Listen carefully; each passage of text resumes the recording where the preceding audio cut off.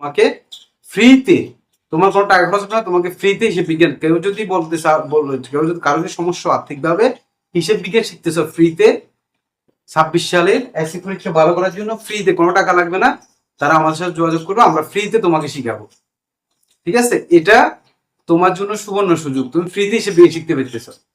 এবং কিভাবে তোমাকে তৈরি করা হবে যাতে তুমি এসি পরীক্ষা 26 সালে কমপক্ষে 85 থেকে 90 মার্ক পরীক্ষা তুলতে পারো।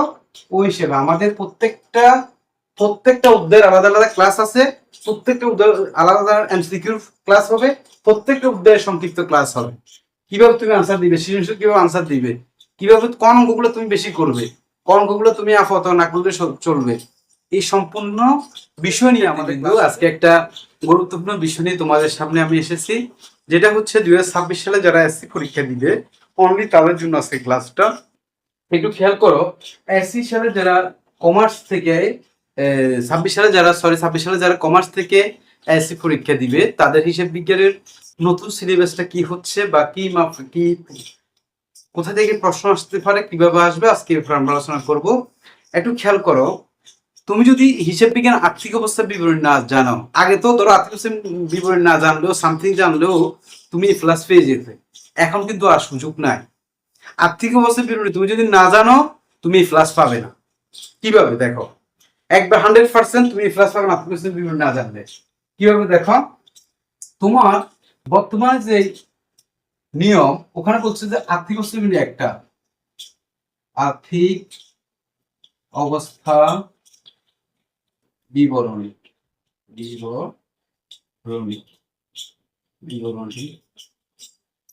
একটা, এখানে হচ্ছে 20 মার্ক। দেখো আর্থিক অবস্থা বিবরণীতে একটা, এমনকি একটা বাধ্যতামূলক দিতে হবে, ওখানে তুমি 20 মার্ক পাবে। এখন তুমি যদি আর্থিক অবস্থা বিবরণী না পারো তাহলে তোমার কি এই প্লাস মিস, কারণ তোমার পরীক্ষা হয়ে যাবে 80-তে, তুমি তো আর্থিক অবস্থা বিবরণী পারাই না। তাহলে তুমি আর্থিক অবস্থা যদি না পারো তাহলে খুবই ইম্পর্টেন্ট, যারা 26 সালে এসএসসি পরীক্ষা দিবে তারা অবশ্যই আর্থিক অবস্থা বিবরণীটা ভালো করে শিখে নিতে হবে, কারণ 20 মার্ক ওখানে, বারবার বলতেছি ওখানে 20 মার্ক তোমার 20-এ 20 পেতে হবে, নাহলে তোমার কিন্তু এই প্লাস মিস হয়ে যাবে। এরপরে বলছে কি জানো, সংক্ষিপ্ত প্রশ্ন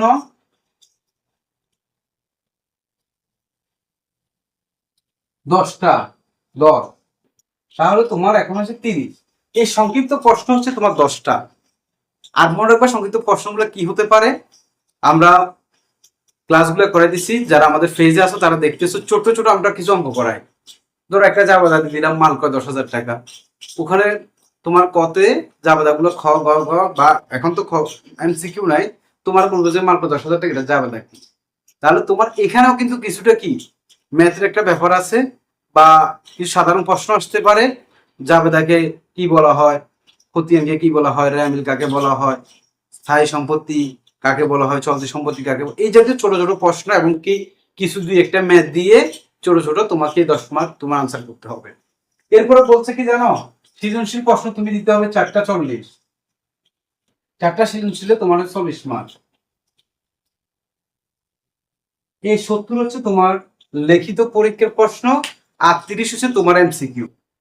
এখন এমসিকিউ তোমার একটা ধারণা হয়েছে, যেহেতু তুমি আগে থেকে পড়ছো 9-এ 10-এও পড়তেছো, কিন্তু এই সৃজনশীল তোমার 7টা প্রশ্ন থাকবে, ওখান থেকে তুমি 4টা প্রশ্ন আনসার দিবে 40। এই 4টা তোমার কোথায় থেকে আসবে, আমরা যারা আমাদের ফেজে ক্লাসগুলো করো নিয়মিত তারা দেখতেছো আমরা কিভাবে তোমাদেরকে নিয়ে যাচ্ছি 26-এর দিকে, তারপর 26 ওখানে কিভাবে নিয়ে যাচ্ছি, তোমাকে কিভাবে আমরা কিভাবে তোমাকে তৈরি করতেছি, যারা আমাদের কাছে পড়ো তারা দেখতেছো।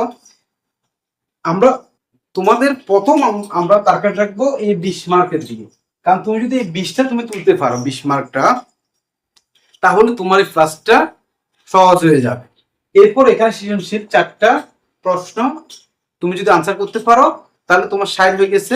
আর এমসিকিউ তোমার যদি 10 হয়, সংক্ষিপ্ত প্রশ্ন যদি তুমি 10 পাও তার 70। আমার একটা ধারণা যারা ভালো স্টুডেন্ট তারা এই 70-এর মধ্যে 65 থেকে 70 তুলতে পারবে, কারণ তোমার ম্যাথ তো হলে তোমাকে নাম্বার দিয়ে দিবে। তাহলে তোমার এই যে সুবিধা হচ্ছে কি, সংক্ষিপ্ত প্রশ্নগুলো তোমার যদি আনসার কারেক্ট লিখতে পারো তাহলে তুমি কি এখানে 10-এ 10 পেয়ে যাবে, আর নৈর্ব্যক্তিক হচ্ছে তোমার 30 মার্ক, তাহলে তুমি টোটাল এমসিকিউ হচ্ছে 30, তাহলে তোমার হচ্ছে 100 মার্ক। হিসেব বিজ্ঞানে এই প্লাস পাওয়াটা এখন আরো ইজি করে দিচ্ছে, আবার এই প্লাস না পাওয়াটাও কি সবচেয়ে কঠিন করে ফেলছে, কারণ তুমি যদি আর্থিক অবস্থার বিষয়টা না জানো তার তোমার প্লাস মিস। তো যারা 26 সালে এসএসসি পরীক্ষা দিবে, যারা এই প্লাস পেতে চাও, তারা অবশ্যই আর্থিক অবস্থার ভিডিওটা শিখে নিতে হবে। বয়ের কিছু নাই, এটা ইজি। আমরা যেভাবে ক্লাস করতেছি নিয়মিত, আমাদের ভিডিওগুলো দেখো। আর যদি তোমার কোনো কিছু বুঝতে সমস্যা হয়, আমাদের পেজে সরাসরি কমেন্ট করো বা মেসেজ দাও, আমরা অবশ্যই তোমাকে ফ্রিতে, তোমার কোনো টাকা খরচ না, তোমাকে ফ্রিতে হিসেব বিজ্ঞান, কেউ যদি বলতে বলবে, কেউ যদি কারো যদি সমস্যা আর্থিকভাবে হিসেব বিজ্ঞান শিখতেছ ফ্রিতে, 26 সালের এসএসসি পরীক্ষা ভালো করার জন্য ফ্রিতে, কোনো টাকা লাগবে না, তারা আমাদের সাথে যোগাযোগ করবে, আমরা ফ্রিতে তোমাকে শিখাবো। ঠিক আছে, এটা তোমার জন্য সুবর্ণ সুযোগ, তুমি ফ্রিতে হিসেবে শিখতে পেরেছো। এবং কি কিভাবে তোমাকে তৈরি করা হবে, যাতে তুমি এসএসসি পরীক্ষা 26 সালে কমপক্ষে 85 থেকে 90 মার্ক পরীক্ষা তুলতে পারো। ওই হিসেবে আমাদের প্রত্যেকটা অধ্যায়ের আলাদা আলাদা ক্লাস আছে, প্রত্যেকটা অধ্যায় আলাদা আলাদা এমসিকিউ ক্লাস হবে, প্রত্যেকটা অধ্যায়ের সংক্ষিপ্ত ক্লাস হবে। কিভাবে তুমি আনসার দিবে, সৃজনশীল কিভাবে আনসার দিবে, কিভাবে কোন অঙ্কগুলো তুমি বেশি করবে, কোন অঙ্কগুলো তুমি আপাতত না করলে চলবে, এই সম্পূর্ণ বিষয় নিয়ে আমাদের ক্লাস হবে। সবাই আমাদের পেজে লাইক কমেন্ট শেয়ার করবে এবং আমাদের মেসেজ দিবে, আমরা মেসেজের মাধ্যমে তোমাকে আনসার সমাধান করবো এবং কি তোমাকে প্রয়োজনে আমাদের ক্লাসগুলো অনলাইনে সরাসরি ক্লাস করাবো। প্রিয় শিক্ষার্থীবৃন্দু, আমাদের পাশে থাকো, আমরা তোমাদের পাশে আছি। ধন্যবাদ।